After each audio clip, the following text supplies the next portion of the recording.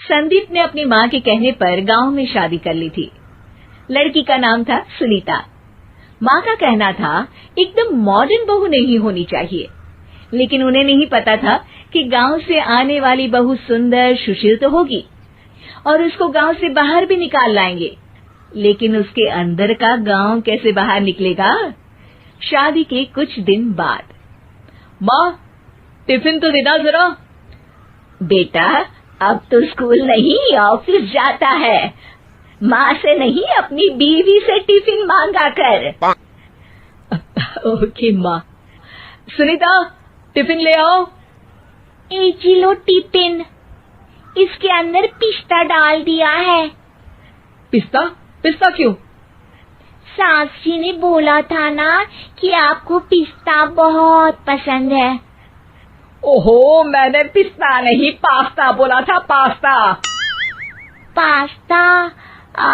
कहीं होता है पास्ता? अरे बेटी तू रहने दे, मैं बना दूंगी। अच्छा किया कि पाव भाजी बनाने का नहीं बोला, वरना किसी के पाव बना देती है। सुनीता को बुरा लगता है, लेकिन उसकी नादान हरकतें कम नहीं होती। ऐसे ही एक दिन, अरे तुमने ये क्या लगाया है? अरे आप वो फूस फूस करके लगाते हैं ना, वही। डियो? का दियो? किसको दियो? अरे वही ना जिससे खुशबू आती है। हाँ सही पकड़े हैं। अच्छा लेकर तो आना। कौन सा डियो लगाया तुमने? अभी लेकर आते हैं जी। संदीप की बात मानकर सुनीता अंदर से खुशबू वाला फुसफुस लेकर आती है। OMG! OMG मतलब ओ माय गणेश ना। अरे OMG छोड़ो, और ये खुशबू वाला फुसफुस की बात कर रही थी तुम? हाँ इसी की, फिर से सही पकड़े हैं। अरे देवी, लेकिन आप सही नहीं पकड़े हैं, ये डियो नहीं है। डियो नहीं है तो क्या लियो है? अरे ये रूम फ्रेशनर है, जिसको कमरे में छिड़कते हैं, खुद पर नहीं। कोई बात नहीं, माँ कहती थी आत्मा किराएदार है, शरीर एक किराए का कर्म। हम शरीर पे ये डाल लिए तो क्या फर्क पड़ जाएगा।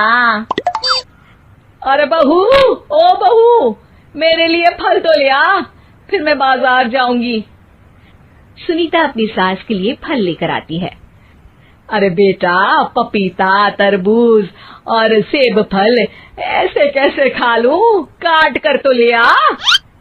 माँ जी, मेरे गांव में तो खेत से उठा के सीधा खा लेते हैं। अरे ये तेरा गांव नहीं है ना। अरे संदीप, तू ही कुछ समझा देना इसको बेटा। मैं कैसे समझाऊं माँ, ये तो माइक्रोवेव को भी भट्टी बोलती है। कल मैंने बोला हाय कैसी हो, तो बोलती है किसी को हाय नहीं लगानी चाहिए। अरे सुनीता, तेरा क्या होगा? अभी तो कैसे बताऊं माँ जी, अभी हम कुछ करेंगे फिर पता चलेगा क्या होगा, लड़का या लड़की।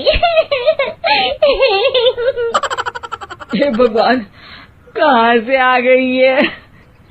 रामपुर से जी, आप ही तो लेकर आए थे मुझे। अरे मुझे माफ कर दो। पहले कोई गलती तो करिए जी, आपकी तो सारी गलती माफ कर देंगे हम। हाँ अरे बहू, मेरी बात सुन। फल यानी कि फ्रूट जब भी लाए ना तो काट कर लाना, ठीक है? जी ठीक है माँ जी, फल यानी फ्रूट यानी काट के लाऊंगी। सुनीता रोज ही कोई ऐसी हरकत कर देती जिसकी वजह से उसे घर में 2 बातें सुननी पड़ती। एक दिन, माँ मेरे बॉस घर पर आने वाले हैं शाम को, उनका बर्थडे है, फैमिली साथ नहीं रहती उनके, तो यही पार्टी कर लेंगे। उनको अच्छा लगा तो शायद मेरा प्रमोशन भी हो जाएगा। मैं ना फ्रूट केक लाकर फ्रिज में रख दूंगी और तेरे साथ आज खाना मैं बनाऊंगी, ताकि जब साहब आए तो खाने में कोई गड़बड़ ना हो।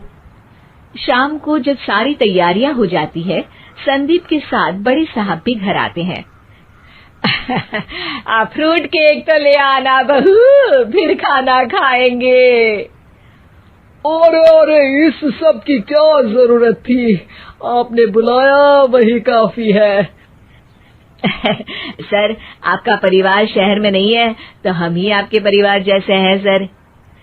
इतने में ही सुनीता फ्रूट केक लेकर आती है और बड़े साहब की टेबल पर रख देती है, और जैसे ही केक के ऊपर का बॉक्स हटाती है, ओह, ये क्या है? केक तो कटा हुआ है। मैं तो ऐसा नहीं लाई थी। आप मुझे शाबाशी दे सकती है माँ जी, मैंने ही केक काट दिया। आपने कहा था ना, फल यानी फ्रूट यानी हमेशा काट के लाना, तो फ्रूट केक भी तो फ्रूट ही है ना, तो मैंने पहले ही काट लिया। हूँ ना मैं समझदार। अरे बहू, ये क्या किया? केक हमेशा वही काटता है जिसका जन्मदिन होता है। तुझे एक बात भी समझ नहीं आती, एक नंबर की बेवकूफ है। पूरा माहौल बिगड़ चुका था। संदीप को लगने लगा था कि साहब उसे प्रमोशन तो दूर की बात है, कहीं डिमोशन ना दे दे, लेकिन साहब बीच में ही बोल पड़ते हैं। अरे कोई बात नहीं, ये इनकी बेवकूफी नहीं है, इनका भोलापन है। बेटा आप कहाँ से हो? रामपुर गांव से। अरे वाह, गांव से? फिर तो आपके गांव में ताजे फल और सब्जियां मिलते होंगे। हाँ, सही पकड़े हैं। हम तो काटते भी नहीं, सीधा खा लेते हैं। मैं ना एक बार तुम्हारे गांव घूमने जरूर चलूंगा। क्यों संदीप, ले चलोगे ना? मुझे गांव घूमना बहुत पसंद है। बस फिर क्या था, संदीप और सास दोनों खुश हो गए, क्योंकि साहब को सुनीता ने गांव की बात करके खुश कर दिया था। अब संदीप का प्रमोशन पक्का था। शिक्षा, कभी भी किसी भी गलती पर घबराना नहीं चाहिए। हो सकता है कि उस गलती की वजह से आगे बड़ा फायदा